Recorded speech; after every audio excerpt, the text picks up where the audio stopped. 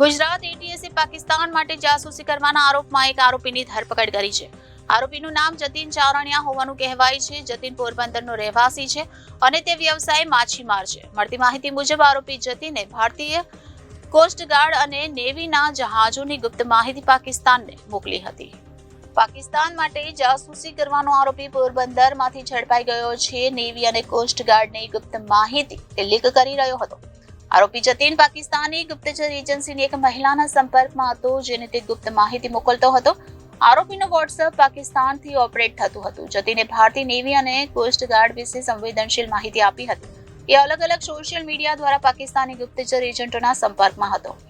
Gujarat એટીએસના DSP SL ચૌધરીએ જણાવ્યું હતું કે અમને માહિતી મળી હતી કે પોરબંદરનો જતીન ચારણિયા નામનો માછીમાર પાકિસ્તાન સંચાલિત સોશિયલ મીડિયા એકાઉન્ટ અદ્વિકા પ્રિન્સ પર માહિતી મોકલી રહ્યો છે. એક ટીમે તેના સોશિયલ મીડિયા અને ફાઇનાન્સ પર નજર રાખી અને પુરાવા એકત્રિત કર્યા હતા. એટીએસમાં આઈપીસીની કલમ 121 કે અને 120 બી હેઠળ કેસ નોંધવામાં આવ્યો છે. ઉલ્લેખનીય છે કે તાજેતરમાં જ ગુજરાતની ગાંધીનગર સીઆઈડી ક્રાઇમ બ્રાન્ચે ભારતીય સેના વિશેની ગુપ્ત માહિતી પાકિસ્તાનને આપનાર એક વ્યક્તિની ધરપકડ કરી હતી. તેના પર ભારતીય સૈન્ય દળો દ્વારા ઉપયોગમાં લેવાતી મિસાઇલ અને ડ્રોન ટેકનોલોજી વિશે પાકિસ્તાની એજન્સીઓને મહત્વપૂર્ણ માહિતી આપવાનો આરોપ હતો. ભારતીય નાગરિકને પાકિસ્તાની એજન્સીઓએ સોશિયલ મીડિયા દ્વારા હની ટ્રેપ કર્યો હતો એવો દાવો કરવામાં આવી રહ્યો છે. સીઆઈડી ક્રાઇમ બ્રાન્ચ છેલ્લા 1 મહિનાથી આ કેસની તપાસ કરી રહી હતી. પીઆઈ મૃણાલ શાહ અને પીઆઈ ડીવી રાઠોડની ટીમે અને તેમાં સાથે કેટલાક પોલીસ કર્મચારીઓને સામેલ કરવામાં આવેલા. જે આ જતીન ચારણિયા છે, એ જતીન ચારણિયાની સોશિયલ મીડિયા મોનિટરિંગ તેમજ એના બેંક એકાઉન્ટોની તપાસ કરવામાં આવી અને તપાસ દરમિયાન માહિતી વિગત ખાતરી કરતાં જે તેના તરફથી વોટ્સઅપ એકાઉન્ટ બનાવવામાં આવેલું હતું. એ વોટ્સઅપ એકાઉન્ટનો જે લાસ્ટ આઈપી છે એ પાકિસ્તાનમાં કરાચી ખાતેનું મળેલું અને જેના આધારે આ જતીન ચારણિયાની એરેસ્ટિંગ કરવામાં આવેલી.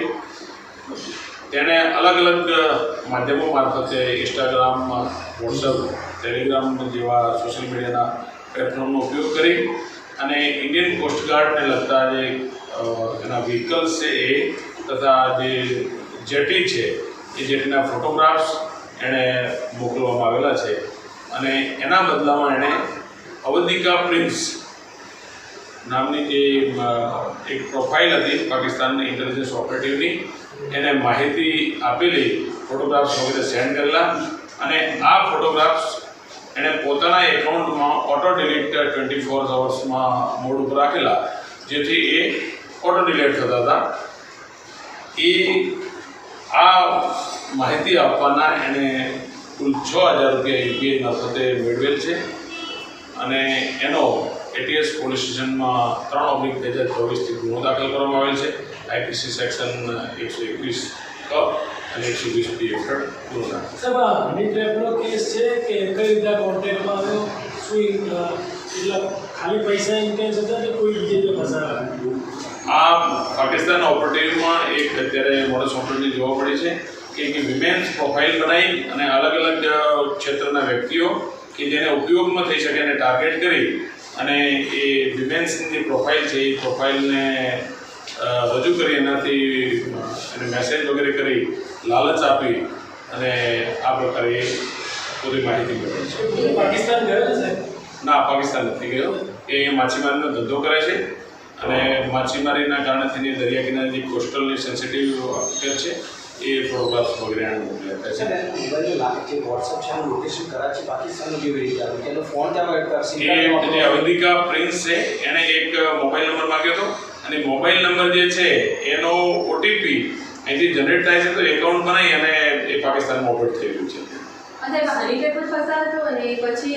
આ એક વિમેન્સ ઓપરેટિવ દ્વારા જ આ કામ કરવામાં આવેલું છે અને એની સાથે વિડીયો કોલ પણ કેટલા સમયથી સંપર્કમાં હતો? છેલ્લા 4 મહિનાથી એ સંપર્કમાં હતો અને એટીએસની ટીમ છેલ્લા 15 દિવસ ત્યાં ઇનપુટ કામ